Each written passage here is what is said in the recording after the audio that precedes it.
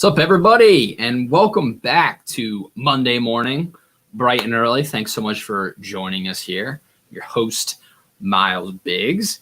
And like every single Monday, we're kicking it off with some good news, some corny, cringeworthy dad jokes, some weekly resource recommendations. These could be apps, books, websites, stuff to help you kickstart the week, and also a challenge to keep you motivated throughout the week. So we are live on Facebook, on LinkedIn, and on YouTube right now. Make sure you guys comment and let us know who you are, where you're watching. If you have any questions for me or for our guests, which I will welcome in shortly, you can comment wherever you are watching the live stream.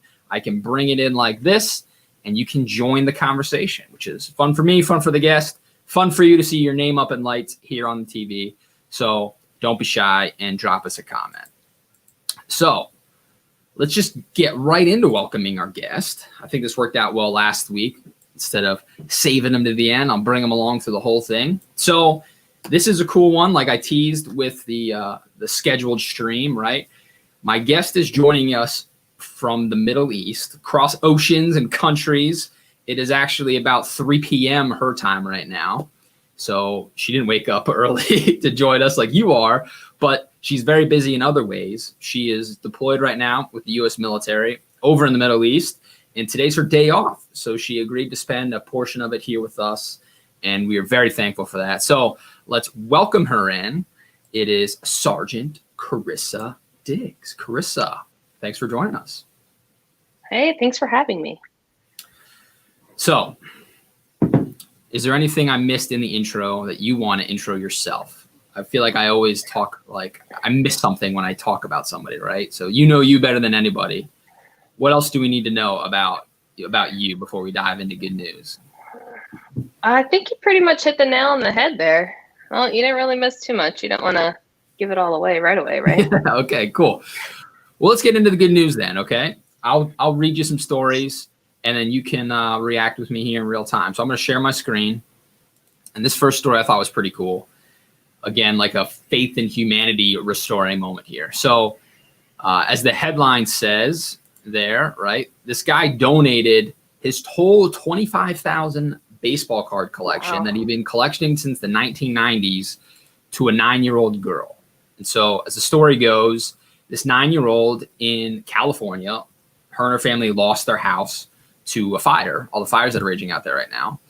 And she's a huge baseball fan. She had her own big collection, and it was lost in the fire. And when the fire county crew heard about it, they decided to spread the word on Facebook and asked if anybody could help donate a few cards here or there to help restore her collection. And one guy saw it, and he had 25,000 cards in his garage that he was planning on selling on eBay. And he just decided, you know what, instead of selling them, I'm going to donate them all, every single one, to this little girl. And that's what he did. Amazing. So she went from losing her whole collection to having a pretty badass collection from before she was even alive, full of baseball cards. And it's just really cool, heartfelt story. People doing stuff they don't have to do, right? Just to spread some joy to strangers, which is always really cool. That's so cool. You collect baseball cards?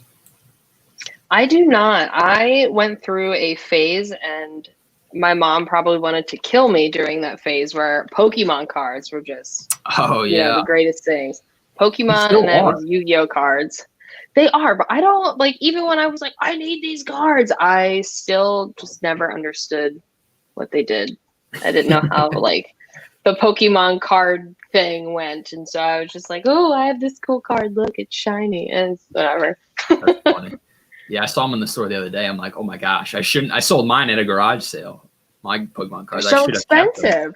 Yeah, they probably worth something even more now. But, yeah, maybe. Yeah. Freaking money pits, those things. So next story. So simple. This one's cool, especially when you hear some negative stuff in the news about our police, right? This is a good story about our police officers.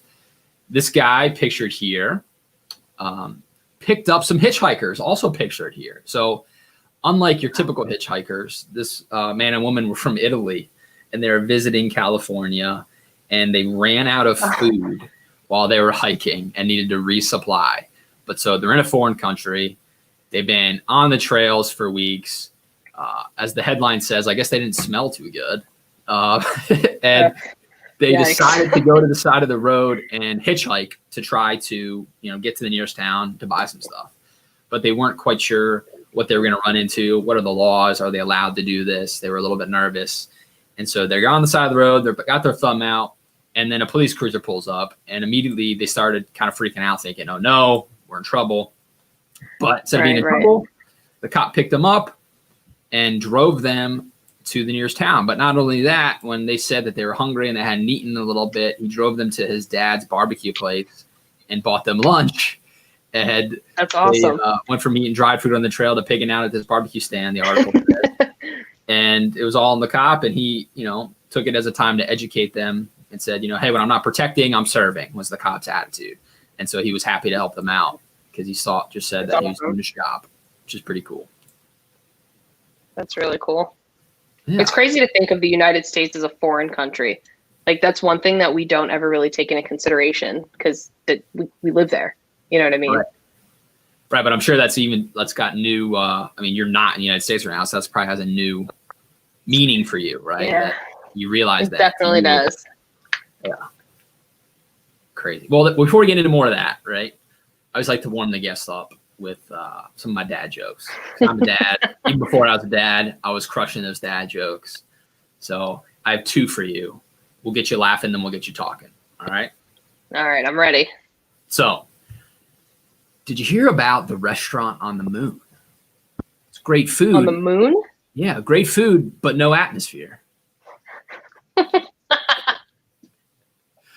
That one made me laugh. I like that one. All right. Why do melons have weddings? Oh, I've heard this one before. Because they can't elope. Exactly, because they can't elope. That one just always makes me laugh. Like, I think I first saw that joke on a Laffy Taffy wrapper when I was probably like 11 or 12. And I'm like, I don't get it. And then I learned what the word elope meant. And I was like, that's actually. You're like, ooh, that's a good one. Save it in the bank. So let's talk about you. And you're deployed right now. You're in the Middle East. Do you have a good news story? I mean, you're in a foreign country. It's not that like you're there on vacation, right? You're there doing an important job, military operations. Have you seen stuff over there that's sort of restored your faith in humanity while all this craziness is going on? There's some cool things happening. I mean, there's been a lot of cool, whether it's, like a good situation turned into a better situation or a bad situation turned into a good situation. There's a lot of that going over here. I think the best faith in humanity thing that I have encountered has been the amount of people from the United States that come here to, work for the Department of State and do everything that they can within their personal power as an individual and then as a team to protect the citizens of Iraq and to protect the people around in the area, to include us as well. I met a lady at lunch a couple days ago. Her name is Lisa. She's very sweet. She's a Red Cross worker. And so what the Red Cross does for us is, God forbid there is a huge tragedy back home, a loved one passes away or something like that. They are kind of like that bridge between like our command staff and the service member. And they work to get us back home and, work everything out for us. But she came and she sat down with my roommate and I at lunch and we were talking and she was like, I've been doing a lot of baking lately and I don't know where to go with it. And first of all, I'm like, where have you been baking? Like, I need to know because I just, whatever. And she filled this huge, like a box, like this big, just full of stuff. And it was like fresh muffins and cookies and snacks and drink mixes and gave it to us. And so we took it out to the flight line and I was like, we've known each other for a total of 15 minutes.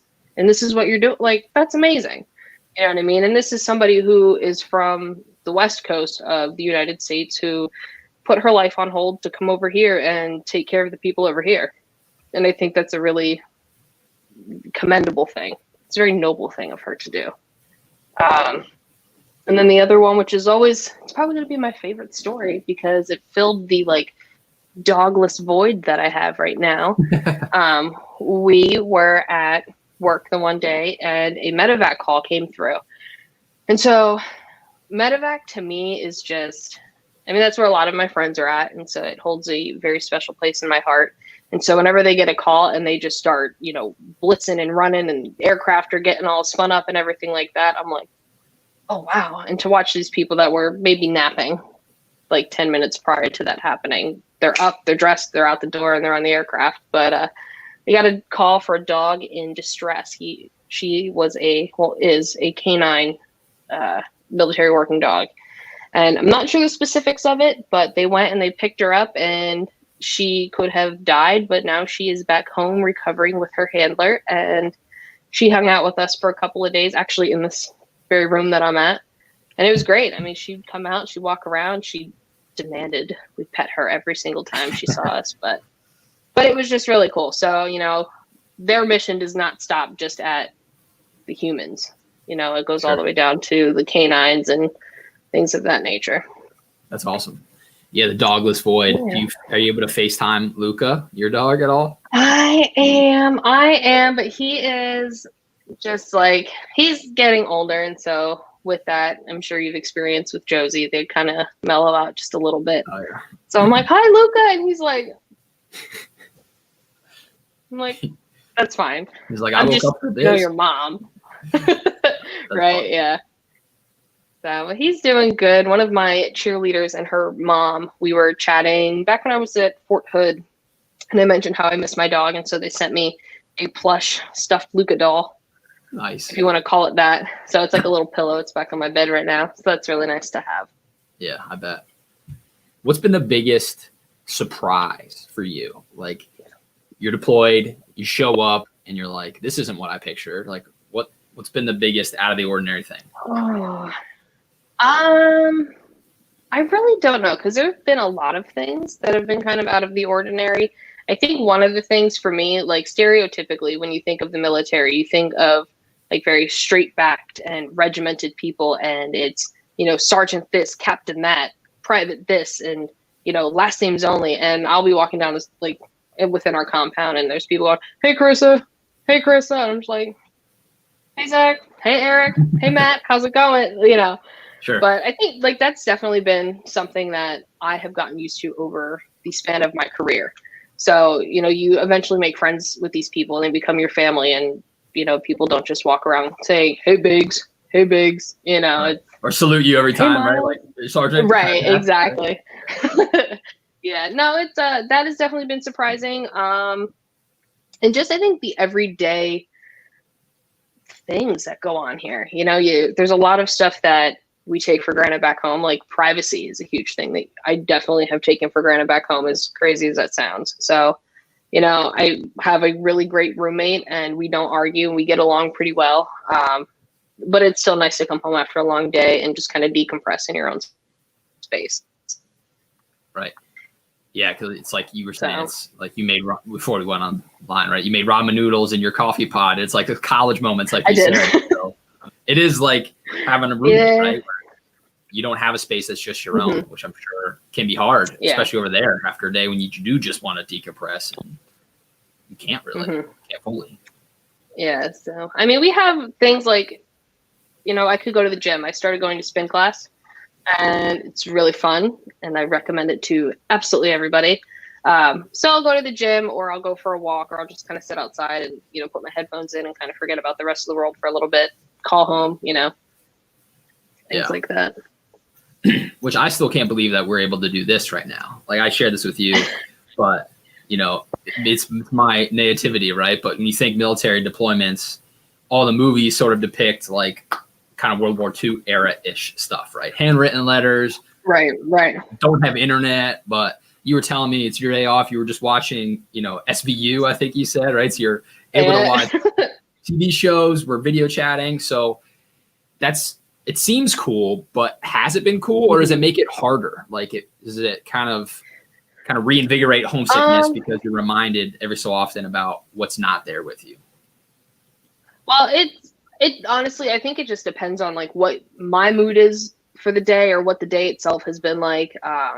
You know, SVU is like me and your sister's things. So those of you who are watching who don't know, his sister is my best friend.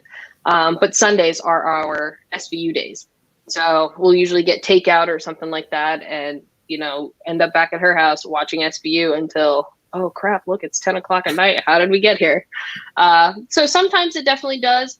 But at the same time, it's just like, it's that little bit of normalcy that helps you get through it. So it's just those little tidbits of home that are like, oh, okay, never mind. It's fine. This is my thing. Nobody can really take that from me. Right. That's awesome. That's awesome. Mm-hmm. So what's been the coolest thing? Like I asked before, like out of ordinary, what's been like the best thing, favorite memory you're going to take away once you get back home so far? Oh man. That's like, I don't think I could ever select just one thing. One of my favorite things was I got to jump on a flight that was going out. I think they were going out west. So I got to see, my location from above, which I was like, wow, there's a lot of like civilization here. Very crystal clear blue water. Still probably wouldn't go near it. However, it was very nice to look at. But, and I think, just the most interesting thing and the best thing that has happened here is that these people who I'm here with, I might have walked past them when we were back in Texas, and hey, how you doing? Just kind of like a general courtesy type thing. We've been here for 2 months, and I feel like I've known all of these people forever. And it's just, they're from West Virginia and I'm from Pennsylvania. And it's like, oh, wow. Okay. I feel like I've known you guys forever, and it's only been 2 months. Yeah. I mean, so that's pretty wonderful. And I feel like you sort of have to get there, right? Like these are the people, mm-hmm. like you mentioned, we might hear a voice or the voice, whatever you called it. The loudspeaker, is giving you guys announcements. But if that was like, something came over and you guys are in trouble, you're going to want to feel like you can depend on those people, right? So it's like out of necessity. Exactly. You just kind of let all kind of pretenses go, right? Like if you weren't in the military, you might not like those people per se, right? But it's like, no, these are your people now because you have to have each other's back. Yeah, absolutely. Absolutely. They're definitely, I know that there might be some days, I'm getting on their nerves and they're getting on my nerves, but that's what family does. Find me one family that does not bother each other at some point in time. Show me one of those families, I'll show you a bunch of liars, right? Right, exactly. So it was just Halloween. Did you guys have any like festivities over there? There was a haunted house over at the chapel. I did not go to that. That was after what I call the witching hour. So I didn't feel like donning all my body armor to go check that out, but I heard it was pretty cool. They had monster mega burgers for dinner, which just looked like a Big Mac, and I was not feeling that at all. I was like that, because you look at it, you're like, that just looks like a heart attack on a roll. I'm not going to go for it. And the guy that lives across from me had his speaker out on his porch, and he was playing like Halloween music. So like the Monster Mash and the This Is Halloween and Thriller and stuff like that. And everybody put like candy buckets out and stuff like that, and try to, grab as you walk past and stuff like that. So that was cool. Some people dressed up in costumes, which was quite interesting. We had a lot of bedsheet ghosts over here. But that's awesome. It's the thought that counts, Yeah. I don't know if you saw Mason's costume. He was supposed to be Woody, but then he was wearing skeleton pajamas, and then he found cow slippers and then a crab hat. And so he was wearing cow slippers, skeleton pajamas, and a crab hat. And we could not get him to change into his actual costume for like hours. He was just running around in that, and that's what he wanted to be. That's awesome. So I did see pictures. Caitlin showed me yesterday, and I was cracking up. Yeah, he's funny. We almost resorted to a bedsheet ghost just to throw something that looked like it made sense over top of him. Oh man, Snatch Mason. Yeah, it was a look for sure. He loved the package, by the way. I think I told you that, but the bear. I saw his video. And, like hugged it, and So that's awesome. He loved it. So I'm going to run through some resources and a challenge, and we'll leave you on, but I'm going to transition as we approach the end of our show here. So everybody, every week, I give you a weekly resource, something to sort of try as we talk about productivity in a week, go from positive to productivity. So I want to talk about Trello this week. I had a call with somebody yesterday, and they were super in their head about whatever they had to do and stressed out. And so I suggested this to them, and it made me think more people might need to know about this kind of stuff. So Trello is basically a project management tool. And so in my day job, I use what's called Asana. There's also Monday.com is out there. But Trello is a cool one because it's free to sign up and use. There's paid versions, I believe, but this one is free.